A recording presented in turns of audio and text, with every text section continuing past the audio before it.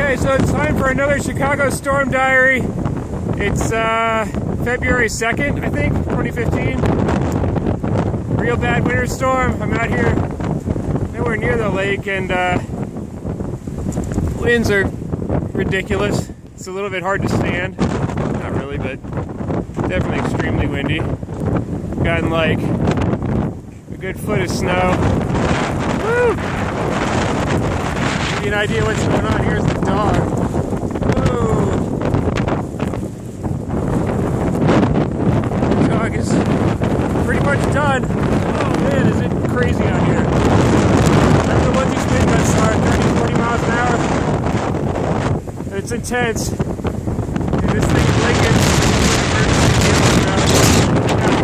It is crazy. Alright, once I move to Chicago, as you can see, it's beautiful. Okay, enjoy.